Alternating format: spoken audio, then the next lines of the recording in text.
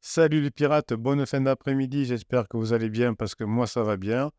Écoutez, on va continuer sur l'idée des bonnes nouvelles finalement. Qu'est-ce que vous aimez bien que je vous raconte? Eh bien, c'est des témoignages, notamment des témoignages de personnes qui ont réussi à revenir ensemble. Alors, vous savez que vous êtes certainement dans la galère. Votre conjoint vous a dit qu'il ne vous aimait plus après plusieurs années de mariage. Vous avez même pensé que c'était foutu. Vous avez suivi des mauvais conseils de silence radio, vous avez suivi nos conseils de lettres magiques ou de Fais-moi je te suis, et ça a fait fuir votre conjoint encore plus. Aujourd'hui, vous êtes tombé sur cette team, cette famille des pirates, vous avez trouvé le catalogue des formations indescriptibles de cette vidéo, vous avez commencé à mettre les formations en application, et petit à petit, vous revenez avec votre conjoint, et ça marche.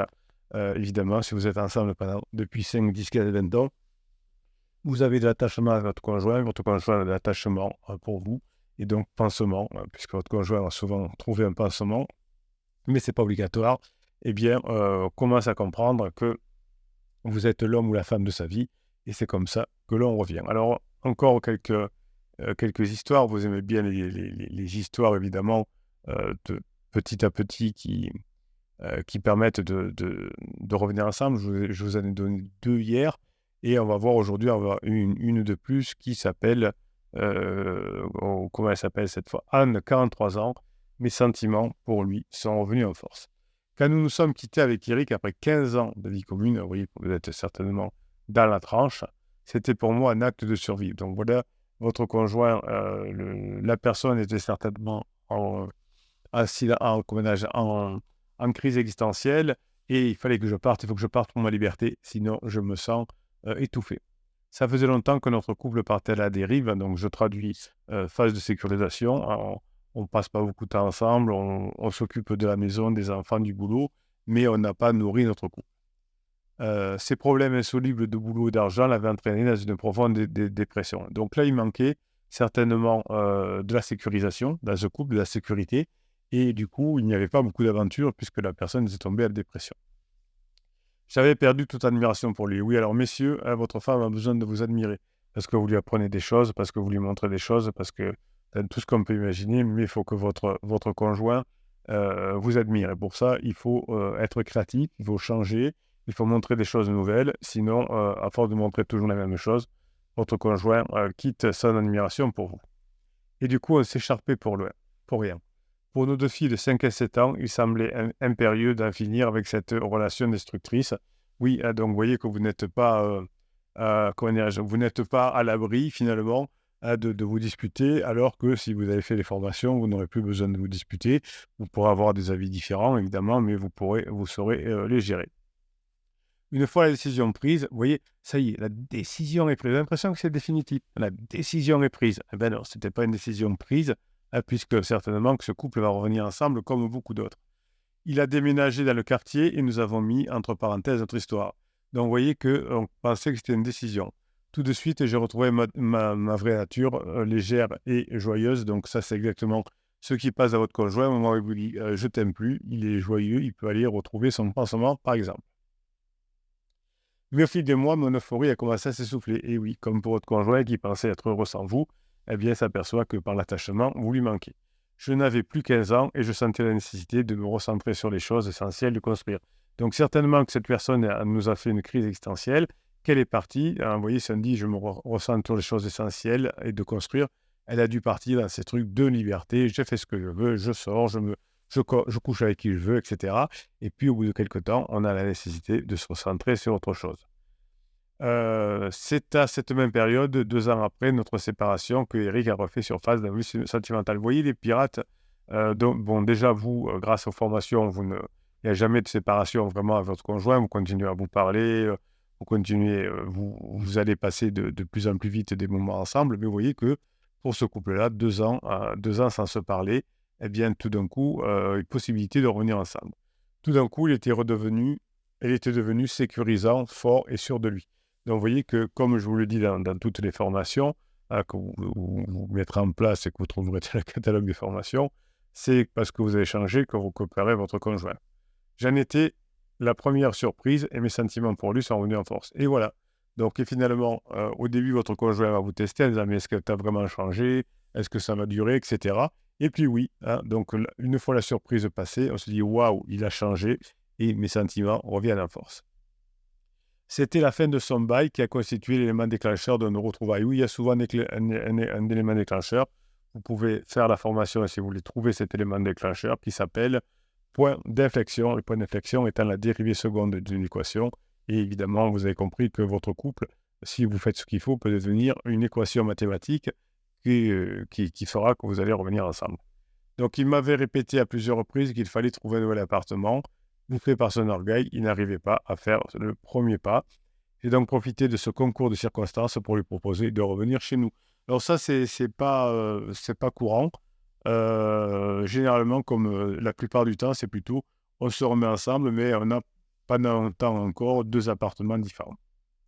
Du coup, il était fou de joie, il n'a pas hésité un seul instant. Donc, vous voyez, ça, c'est une belle histoire. Et je l'ai retrouvé fidèle à l'homme dont j'étais tombée amoureuse grâce à cette seconde chance. Donc, certainement que ce bonhomme, peut-être par sa souffrance d'avoir été largué, a travaillé sur lui, est devenu certainement un pirate. Et maintenant, il est devenu drôle, intelligent et passionnant. Vous voyez, ça, c'est le pirate. À mon avis, lui, il a fait les formations du capitaine et il est devenu un pirate. Et son conjoint dit que tout d'un coup, il était devenu drôle, intelligent et passionnant. Depuis maintenant 2 ans, notre vie de famille a repris son cours et maintenant avec ses secousses et ses rires. Voilà, donc vous voyez que, on peut se séparer, ne pas s'entendre pendant 2 ans, ne pas se voir pendant 2 ans et revenir ensemble. Donc vous les pirates, vous voyez que vous n'êtes pas si loin. Elles vous donnent souvent en coaching, la métaphore de Nabila, vous voyez cette actrice de reality TV là qui a mis des coups de couteau à son mari, qui est allé en prison, et puis ils se sont retrouvés, ils ont fait des enfants ensemble, et ils se bavanent au bras l'un de l'autre, donc, et ils ont l'air très amoureux. Donc, vous n'en êtes pas à mettre des coups de couteau à votre conjoint, en tout cas, j'espère, et je vous le déconseille formellement. Mais même si on a mis des coups de couteau, même si on ne s'est pas parlé pendant 2 ans, comme dans cette histoire-là, eh bien, on peut quand même revenir ensemble. Évidemment, c'est même très possible. Alors, vous m'avez envoyé aussi un article de Marie-Claire. Bon. En amour, une seconde chance est-elle possible? Donc, envoyez-moi vos histoires, envoyez-moi des articles que vous trouvez. Hein, j'en ferai des vidéos, hein, des podcasts pour vous aider à retrouver votre conjoint. Alors, renouer avec un amour passé, dit Marie-Claire, est-ce bien une idée raisonnable? Donc, entretien avec Gérard Apfeldorfer, psychiatre, auteur des Relations durables, amoureuses, amicales et professionnelles aux éditions Odile Jacob. Voilà, la pub est faite, je ne connais pas ce monsieur, personnellement. Alors, la journaliste lui demande, ou le journaliste, je ne sais pas, aujourd'hui, les couples séparés pensent à se laisser une seconde chance. Est-ce que cela s'inscrit-il dans la tendance au retour des valeurs familiales?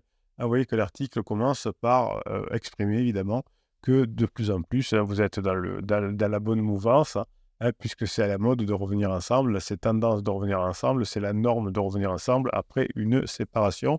Mais bien sûr, il faut pour récupérer son conjoint, il faut changer un peu, montrer qu'on a changé et comprendre comment fonctionne la relation de couple. Alors, qu'est-ce qu'il nous dit Gérard Apfeldorfer? Sans doute, après avoir critiqué pendant près de 20 ans les relations durables au nom du culte de l'authenticité et des sentiments, la plupart des personnes font aujourd'hui constat des dégâts occasionnés. Grâce au mythe romantique du grand amour, croire au mythe romantique du grand amour leur a fait oublier qu'une relation ne peut perdurer que si on entretient cette relation et que si on accepte de vivre ensemble, on s'expose à des crises inévitables mais surmontables. Ben voilà, il a tout compris. Hein. Quand on est en couple, il y a des crises. Voilà. Et s'il y a des crises, évidemment, les crises elles sont faites pour être résolues. Évidemment, elles sont surmontables. Mais il faut qu'il y en ait au moins un des deux qui sache comment elle est surmontée. Hein. Et donc là, c'est vous les pirates, et donc vous allez y arriver. Du coup, après s'être séparés de manière impulsive, oui, on a vu dans des histoires que je vous ai racontées hier et aujourd'hui, que c'est toujours de manière impulsive, il me saoule, il passe 3 son boulot, je le mets dehors. Donc c'est toujours impulsif. Celui qui n'est pas en crise, généralement, est un peu impulsif et c'est interdit. Alors, après s'être séparés de manière impulsive, les couples comprennent l'aspect précieux d'une relation durable et font des efforts authentiques pour que la seconde chance soit la bonne. Oui, il a raison, Gérard, hein, c'est souvent comme ça que se comportent les pirates et c'est grâce à cette façon de faire, hein, que les pirates, après avoir mis en application les formations, évidemment, reviennent ensemble. Alors, qui sont les couples qui se redonnent de secondes chances? Ont-ils un profil particulier? Oui, ils ont un chapeau, dit Gérard, et et ils ne voient que de l'œil, ce sont des pirates. Non, ça, c'est pas vrai, il ne dit pas ça, Gérard. Alors, qu'est-ce qu'il nous dit? Ce ne sont certainement pas les couples prestataires de services, c'est-à-dire ceux qui sont dans un système de donnant-donnant et passent leur temps à regarder si l'autre a bien fait sa part de boulot. Ben, si, Gérard, ça marche, mais pas dans la phase de sécurisation. Évidemment, au bout d'un moment, on n'en parle plus. Ceux-là sont souvent persuadés que la solution à leurs difficultés conjugales est de trouver un partenaire qui soit un meilleur rapport qualité-prix. Oui, alors d'ailleurs, c'est ce que vous faites par erreur, les pirates, ça l'interdit, c'est que tout d'un coup, vous devenez une fée du logis. Si vous êtes un homme, vous vous mettez à faire la vaisselle, le repassage, les lessives, etc. Mais évidemment, c'est pas ce qu'il convient de faire, hein. Une femme n'est pas amoureuse d'un homme de ménage, par exemple. La seule chose que l'on puisse dire à propos du profil des couples qui reviennent ensemble, c'est qu'il s'agit, dans la plupart des cas, des personnes qui sont allées au bout de leur psychodrame au moment de la rupture. Oui, effectivement, on a arrêté, on a fait le psychodrame, on a arrêté le psychodrame et on est passé à autre chose, hein, voilà. Donc, effectivement, ce sont des personnes qui ont déballé leur colère, leur déception, leur chagrin, et qu'ils sont convaincus qu'ils peuvent remettre les compteurs à zéro. Oui, effectivement, souvent votre conjoint, vous allez qu'il ne vous aimait plus, que vous étiez tout pourri, que vous ne l'avez jamais fait jouir, je ne sais quoi. Vous savez, parfois, c'est très dur. Pour se laisser une seconde chance, certains couples décident de faire appartements séparés. Est-ce une bonne idée? Bon, on va voir ce que dit Gérard. Je crois qu'il n'y a pas de bonne ou mauvaise recette pour transformer l'essai de la seconde chance. Oui, alors, Gérard ne voit pas sûrement tous les jours des couples qui reviennent ensemble. Mais effectivement, il y a des, comme je le dis souvent, au début, après être revenus ensemble, il est possible qu'on ait pendant quelque temps un appartement séparé. Ça arrive très souvent. Certains couples décident effectivement de vivre à distance. Alors non, Gérard, c'est pas qu'ils le décident, c'est qu'au début, effectivement, ben, on vit à distance et puis on continue, on a pris des petites habitudes, etc. Et puis au bout d'un moment, on se dit, c'est pas la peine de passer 2 appartements. On se voit tous les jours, on se voit très régulièrement. Et donc, reprenons un seul appartement, hein, évidemment. Certains couples veulent faire chambre à part pour préserver le plaisir. Non, là, il ne faut pas dire des choses comme ça, hein. Quand un couple s'entend bien, eh bien, il est heureux de s'endormir dans les bras l'un de l'autre. Éviter l'usure du désir et la banalisation du contact. Alors, l'usure du désir, c'est pas parce que vous dormez ensemble, Gérard, c'est parce que ben, on n'est pas léger, parce qu'on ne fait pas rire l'autre, parce qu'on ne prend pas de plaisir, parce qu'on ne fait pas des choses ensemble. C'est pas parce qu'on va tout d'un coup dormir dans la chambre d'amis que le désir va revenir. Je ne sais pas, mon Gérard, qu'est-ce que tu inventes là? Alors, vécu sur un mode ludique, il est vrai que les changements servent aussi d'outils destinés à relancer la séduction. Ah oui, là, il a tout à fait raison, mon GG. J'ai de plus en plus d'intime avec Gérard. Le docteur, le psychiatre, eh oui, c'est dans le mode ludique, il a raison, Gérard, qu'il y a le changement, que l'on relance sa séduction. Donc, se laisser une seconde chance, c'est donc entamer une nouvelle histoire. Alors là, Gérard, je réponds avant toi. Je réponds avant vous. Ah non, c'est pas une nouvelle histoire, c'est une nouvelle phase du couple, c'est la phase 4. Alors, en théorie, oui, dit Gérard. Ouh là là, qu'est-ce qu'il me dit, mon GG? En réalité, une fois, on se calme, n'importe quoi. En réalité, les choses ne sont pas aussi simples. Ah bon, très bien. Si le couple ne travaille pas sur ce qui a posé problème au point de rompre, il y a toutes les chances qu'un jour ou l'autre, les mêmes causes reproduisent les mêmes effets malgré cette seconde chance. Oui, là, il a raison, Gérard, en grande partie. Hein, s'il n'y en a pas un des deux qui a travaillé, s'il n'y en a pas un des deux qui a changé, eh bien, les choses étant les mêmes par ailleurs, ceteris paribus, comme on dit en économie, eh bien, ceteris paribus, eh bien, on va s'éloigner à nouveau, hein, c'est ce qui arrive à votre conjoint, à votre criseux avec pansement. On s'est séparés, on s'est traité de tous les noms. Et puis, bon, comme dans la drogue, il y a un rebond, on revient ensemble, mais comme aucun des deux n'a travaillé, ça explose encore plus fort. Alors, quelles précautions faut-il prendre pour que la seconde chance soit la bonne? Nous dit GG, qu'est-ce qu'il va nous dire? Alors, avant de se laisser une seconde chance, il faut d'abord comprendre pourquoi ça n'a pas marché la première fois. C'est pas que ça n'a pas marché, c'est que la relation, elle a évolué, la sécurisation est finie, mon GG. Un des moyens d'y parvenir est d'entamer une thérapie de couple qui permettra de comprendre les mécanismes qui ont conduit à l'échec. Je ne suis pas sûr, je ne suis pas sûr. Entamer une thérapie de couple si vous voulez, quand vous serez revenus ensemble pour dire, bon ben, maintenant, comment on peut faire un contrat de couple, hein, comment on peut se dire les besoins. Mais entamer une thérapie de couple, moi je vous la fais sans problème, hein. C'est quoi, la phase de sécurisation est terminée et que l'on passe dans la phase 3 du couple. Il n'y a pas besoin de faire une thérapie très longue. Le dialogue au sein d'un couple peut suffire pour démarrer sur une base saine. Alors ça dépend du dialogue. Oui, si c'est un dialogue léger, si c'est du badinage, si c'est passer des bons moments ensemble, oui. Si c'est reparler du couple et de ses erreurs du passé, vous n'allez pas y arriver, Gérard. Je pense que quel que soit leur choix, les partenaires ont tout intérêt à établir un contrat. Ah oui, pas mal. Hein, le fameux contrat de couple, bien joué Gérard. Non pas une mesquinerie sous forme de définition de tâches à proprement négocier, non, ça c'est fini. Ça c'était la phase de sécurisation, du genre tour de vaisselle ou de supermarché. Plutôt un accord, tacite ou écrit, fixant les engagements de chacun. Oui, chacun va dire plutôt quels sont mes besoins et comment je peux nourrir tes besoins. Le couple y fera figurer par exemple une clause sur la liberté sexuelle. Est-elle autorisée? Si oui, doit-elle être verbalisée ou rester un domaine du jardin secret? Là, c'est mal barré, mon GG, hein. Si tu dis quelque chose comme ça, on va faire un contrat de couple, on revient ensemble. Alors, est-ce que l'on peut se tromper? Est-ce que c'est autorisé? Non. Bon. Euh, Allez, tiens, on va regarder la fin parce qu'on va pas. Quel conseil donneriez-vous aux couples qui veulent durer? Ah, ça m'intéresse. Un psychiatre m'intéresse toujours. Utilisez à bon escient la séduction. Oui, vous avez une formation qui s'appelle Comment reséduire son conjoint. Et l'empathie. Alors, l'empathie, je veux bien, mais on le met à toutes les sauces quand on est psy, à l'eau de rose. Alors, qu'est-ce qu'il nous dit? La séduction, parce que permettant à l'autre de projeter ses fantasmes, elle agit sur le désir et la sexualité. Très bien. Alors, ça, je suis d'accord. Alors, l'empathie, comment il dit, mon GG? Parce qu'elle encourage à s'ouvrir, à donner et qu'elle développe l'amitié. Pour faire durer son couple, il faut donc alternativement oser sortir le grand jeu et donner sans compter. Donc l'empathie pour Gérard, c'est donner sans compter. Vous pouvez vous user. Hein, bon, moi, je serais plutôt dans le donnant-donnant. Tu nourris tes besoins, je nourris les miens.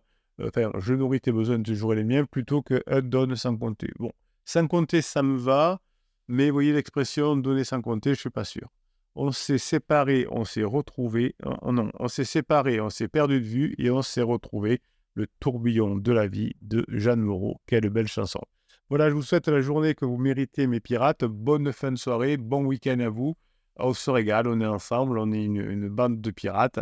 Eh bien oui, comme les pirates, si vous passez la traversée du désert sans abandonner, si vous avez mis en application les formations qui vont vous donner la grinta, eh bien comme les exemples que je vous ai donnés tout ce week-end, eh bien, vous pourrez récupérer votre conjoint. Je vous en donnerai encore des exemples de témoignages parce que je sais que vous kiffez et que vous adorez ça. Donc, n'hésitez pas à m'envoyer des messages, des témoignages que vous connaissez de première main ou vos histoires à vous ou évidemment, comme aujourd'hui, hein, des histoires que vous avez trouvées sur Internet. Ça me va bien aussi. Ça me permet de vous faire des vidéos qui sont nourrissantes pour vous et qui vous permettent de vous donner la grinta pour, comment on va dire ça, pour mettre en application ce que vous apprenez dans les formations que vous trouvez dans le catalogue des 130 formations, 140 formations, je crois qu'on est à presque 150 aujourd'hui, qui se trouvent en description de cette vidéo. Je vous souhaite la soirée que vous méritez.